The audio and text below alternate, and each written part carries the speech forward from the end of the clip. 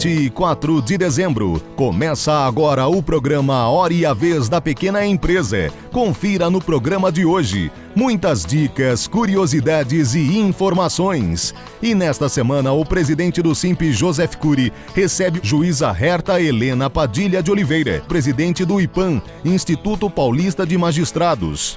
Fique conosco.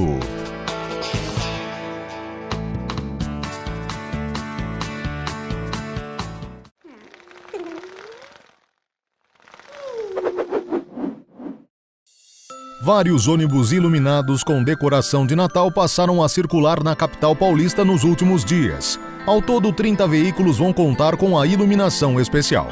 Eles terão operação normal e terão cobrança das tarifas regulares, exceto no dia 23, véspera de Natal, quando haverá um esquema especial e os coletivos vão desfilar em carreatas abertas ao público, sem cobrança de passagem. Nesta data, os ônibus passarão pela Avenida Paulista e pelo Parque do Ibirapuera, onde haverá uma parada de 30 minutos para visita e fotos da árvore de Natal.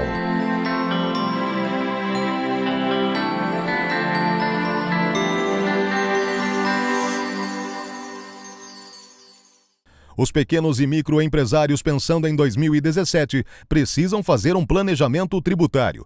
O advogado Piraci Oliveira faz importantes considerações. Fique atento.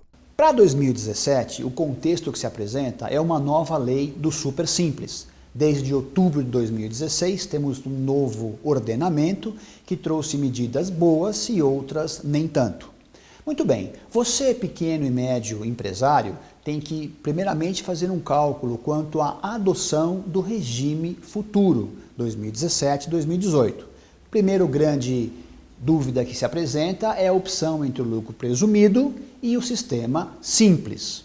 Muito bem, a nova regra trouxe a possibilidade de praticamente todos os prestadores de serviço aderirem ao simples.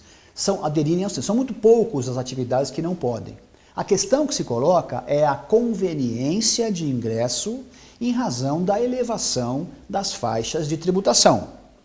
Basicamente, o que vai diferenciar e o que vai definir a opção do presumido para o simples é a carga incidente sobre a folha de pagamento.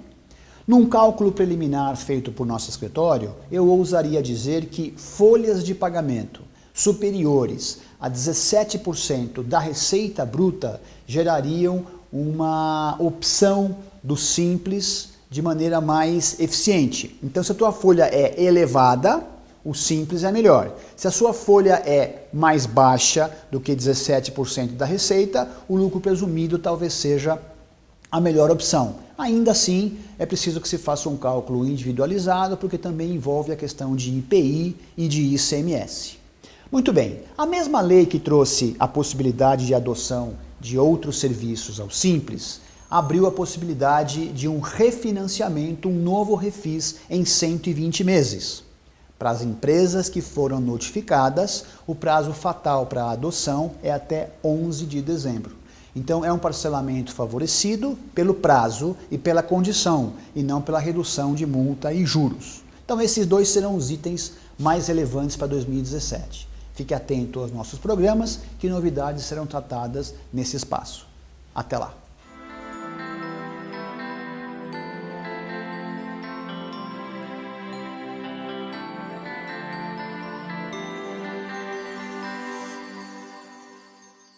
Na quarta-feira, dia 14 de dezembro, foi assinada a convenção coletiva entre o Simp e o Sindicato dos Trabalhadores nas Indústrias Gráficas de São Paulo e região. Nesse dia, aconteceu o fechamento das negociações, que vai regular a relação entre os trabalhadores e as mais de 10 mil micro e pequenas indústrias gráficas na base territorial do estado de São Paulo. Para a gente é um marco histórico englobar as pequenas e médias empresas aqui no nosso setor, né? Para ter uma convenção coletiva que avance nas questões sociais, na questão salarial dos trabalhadores. Eu, como diretor de base do sindicato, fico muito feliz em estar participando desse momento histórico da nossa categoria, uma relação que vai ser profícua, uma relação que vai ser muito boa daqui para frente, né? Então, para nós foi importantíssimo nós assinarmos essa convenção para que dá condições ao trabalhador na fábrica de ter um sindicato que venha defendê-lo mediante ao patronal, né? Para nós foi muito importante.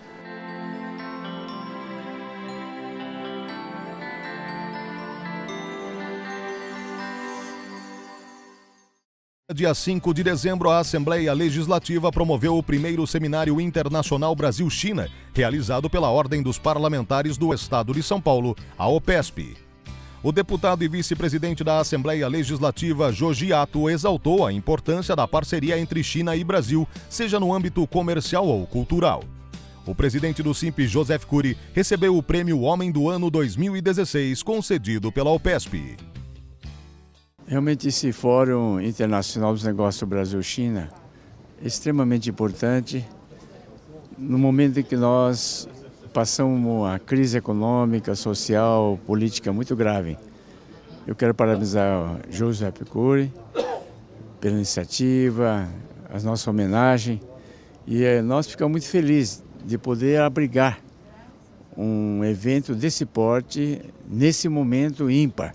Olha, esse é um evento muito importante que além de homenagear o Homem do Ano, Joseph Cury, que é uma personalidade importantíssima, não só para a cidade de São Paulo, mas para o Estado, é a gente participar do Fórum Brasil-China, que é um fórum importantíssimo, que nosso amigo Leonel está organizando, e é muito importante essa troca de experiências com a China, que tem uma economia muito pungente, com uma pujança muito forte, e temos muito a aprender com a China. Então nós ficamos muito felizes em estar na Assembleia Legislativa, ficamos muito contentes por a Assembleia ter aberto as portas para que a gente possa fazer essa interação internacional.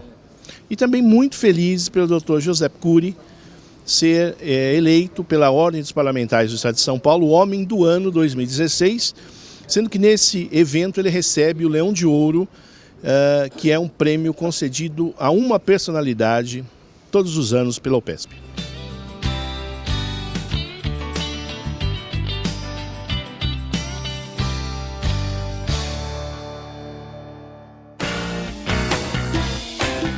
Apesar de ser um dos maiores cientistas da história, Albert Einstein é alvo de histórias pitorescas sobre sua vida. As duas coisas de que Einstein mais gostava eram seu violino e seu cachimbo.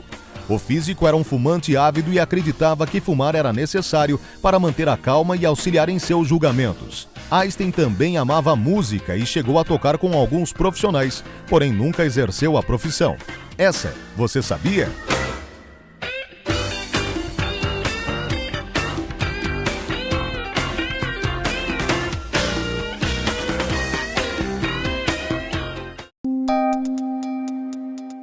Entrevista da semana.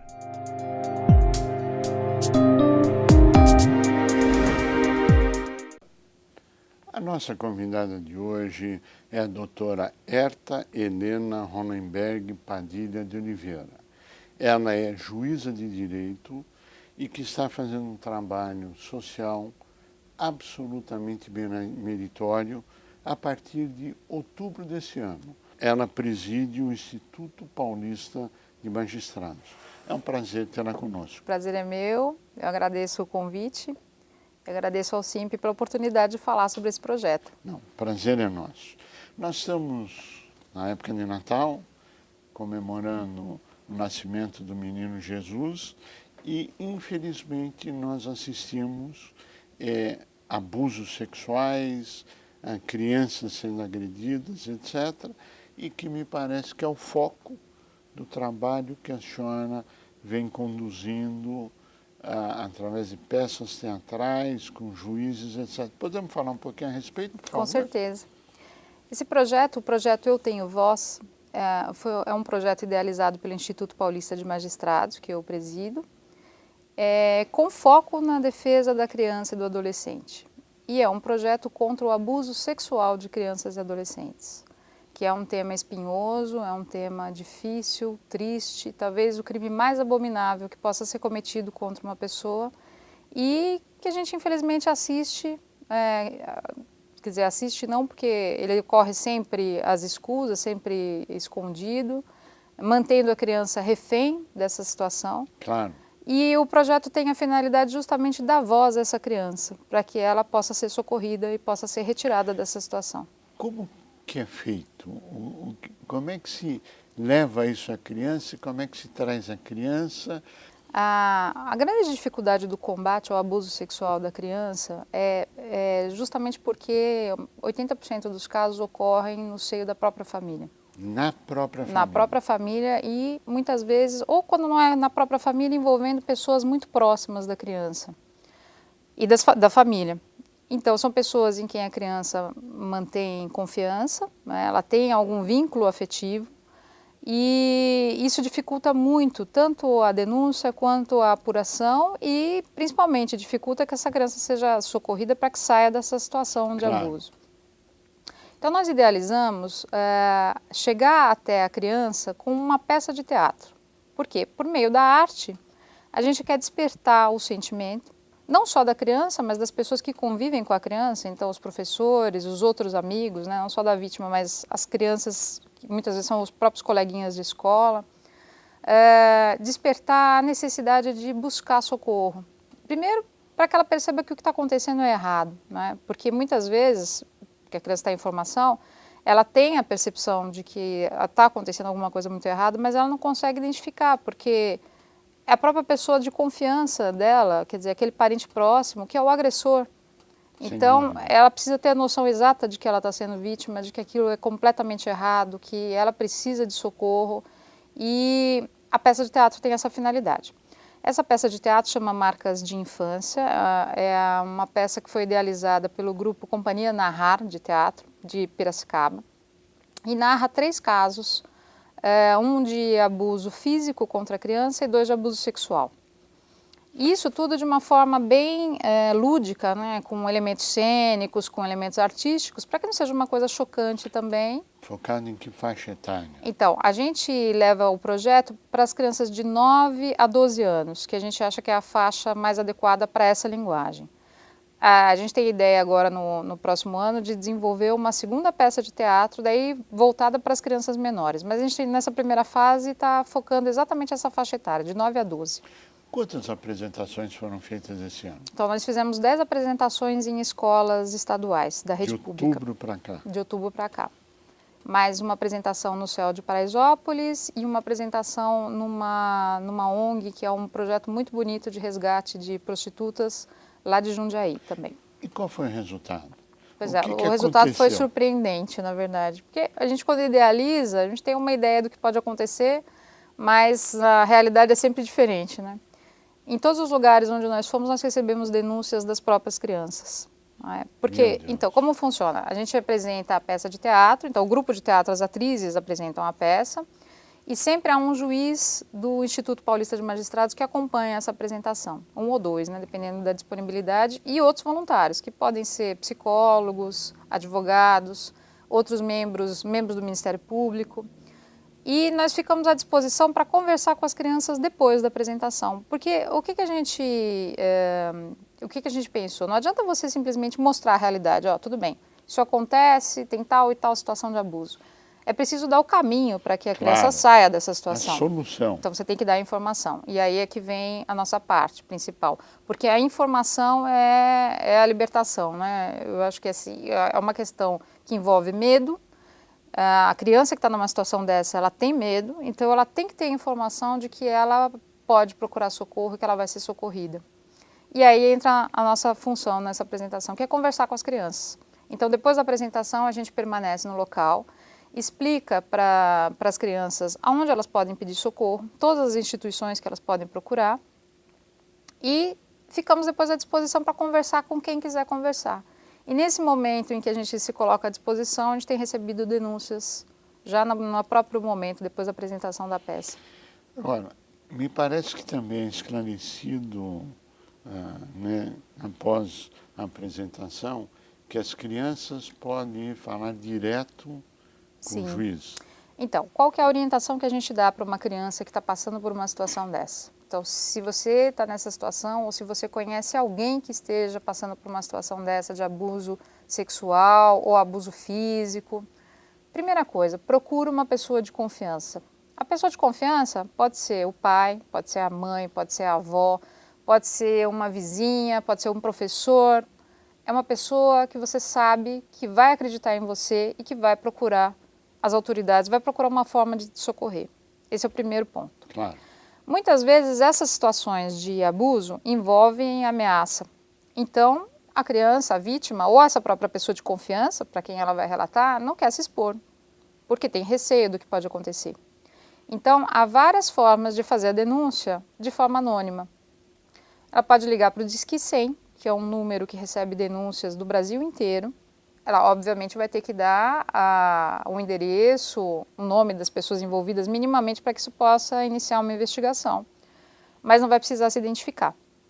Ela pode ligar para o 190 para fazer uma denúncia por telefone. E nesse caso também, no caso do 190, ela vai ter que se identificar e a denúncia não será anônima. Ou ela pode pessoalmente procurar socorro, que eu acho que talvez seja até o mais adequado. Onde ela pode procurar esse socorro? Ela pode procurar as varas da infância e juventude. Todo fórum tem uma vara, tem um juiz da infância e juventude.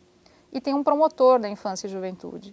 Que eles estão preocupados muito mais em proteger as crianças do que, como às vezes as pessoas imaginam, em punir, em processar. Isso é a atividade do juiz criminal.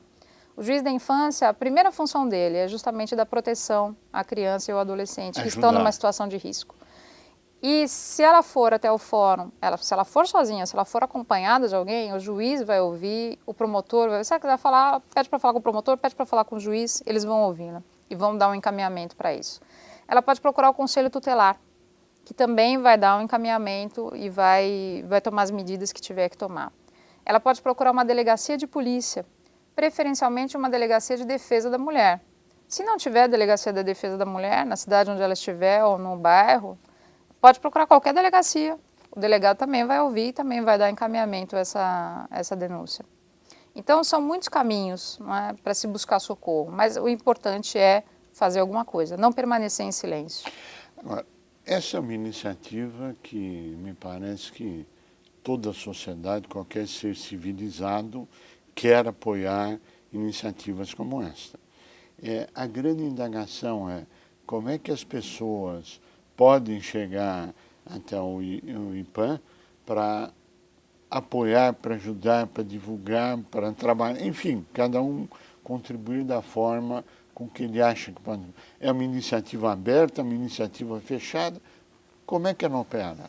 É uma iniciativa aberta, todos que quiserem auxiliar são super bem-vindos. A gente tem um e-mail de contato, pode ser pelo projeto eutenhovoz@ipam.com.br e esse e-mail também serve para formular denúncias, se for o caso. Esse daqui, na verdade, é a cartilha que a gente entrega no dia da apresentação para as crianças. E aqui nós temos todos os endereços onde as crianças podem procurar socorro. E o e-mail está aqui atrás, que é eutenhovoz@ipam.com.br. Se é o caso de uma empresa que queira patrocinar, a gente também aceita patrocínio, isso evidentemente vai envolver contrato, mas pode fazer pelo contato através do presidencia@ipam.com.br. É importante dizer que o trabalho é 100% voluntário, com exceção das atrizes que são remuneradas, evidentemente, porque vivem disso, né? Não tem nem como esperar que a pessoa faça essa quantidade de apresentações gratuitamente, porque não teria sentido. Mas então o nosso custo é basicamente o custo da peça de teatro. Todos os juízes, todos os advogados, promotores, procuradores, psicólogos, todos trabalham de forma voluntária. Que acompanham cada peça. Acompanham a apresentação, acompanharam a elaboração do material também. Porque essa peça ela foi desenvolvida depois de uma primeira apresentação, o grupo Companhia Narrar já tinha a peça formulada. Nós fizemos uma primeira apresentação para profissionais voluntários. Profissionais da justiça, da comunicação, da educação, da saúde, que formularam algumas sugestões para a gente poder, para adaptar para a nossa finalidade, que seria essa. E com essas pequenas sugestões a gente chegou ao formato final da peça. Nas escolas onde a gente apresenta a peça, a gente deixa uma caixa, que é a caixa de segredos. Para quem quiser fazer uma denúncia, escrever qualquer coisa que queira relatar, colocar no seu papelzinho ali em privacidade e deixa na caixa. E depois a gente vai ler e dar encaminhamento a essas denúncias. Parceiros nessa iniciativa, que apoiam essa iniciativa do IPAM, é o Tribunal de Justiça? Nós temos o Tribunal de Justiça, a Secretaria da Educação do Estado de São Paulo, a Secretaria de Segurança do Estado de São Paulo, a Polícia Civil, a Polícia Militar e a Associação Paulista de Magistrados. Ou seja, um bloco de pessoas que estão diretamente envolvidas com o programa, com a finalidade de conscientizar e ajudar, é isso? Sim, com certeza. Que coisa bonita. Olha, nós desejamos pleno êxito nessa iniciativa. Porque, Muito afinal de obrigada. contas, é isso que a sociedade precisa. Agora, como é que se chegou a essa iniciativa? Porque começou agora em outubro desse ano. Isso, as apresentações ocorreram em outubro, novembro, mas desde o começo do ano a gente vem trabalhando no projeto. No começo do ano, a gente estabeleceu que o Instituto deveria desenvolver uma atividade voltada para a defesa dos direitos humanos. O Instituto existe desde 1999, ele foi fundado inicialmente por 21 juízes de primeiro grau, hoje congrega aproximadamente 200 juízes e 700 membros colaboradores. Os membros colaboradores podem ser advogados, promotores, todos ligados à área do direito. E então nós idealizamos que deveríamos ter uma ação na defesa dos direitos humanos, mas especificamente escolhemos a criança, porque nós consideramos que é o elo mais frágil dentro da sociedade. E é. Porque justamente as crianças não têm voz, né? Quem dá voz à criança? Nós chegamos ao final do nosso tempo, eu pediria as suas considerações finais. Bom, eu gostaria de agradecer imensamente a oportunidade de estar aqui expondo o nosso projeto, porque eu tenho certeza que a divulgação do programa é excelente, então nós esperamos uma repercussão e é uma oportunidade ímpar poder falar. E agradecer sempre a sua parceria, o seu apoio nas nossas iniciativas e o apoio do SINP em tudo que a gente tem feito. Prazer é nosso e agora que nós estamos festejando o Natal, eu acho que o mundo festeja o Natal, é hora de ficarmos felizes em vermos pessoas, iniciativas que lutam para o bem, que lutam para o desenvolvimento, que lutam pela defesa de crianças e um mundo melhor. A você que esteve conosco, o nosso mais profundo agradecimento e queremos aproveitar para desejar a você e a toda a sua família um Feliz Natal. Um Natal com muita saúde, com paz, com amor e que perdure não só no dia de Natal, mas que por todos os dias desse ano que está se iniciando.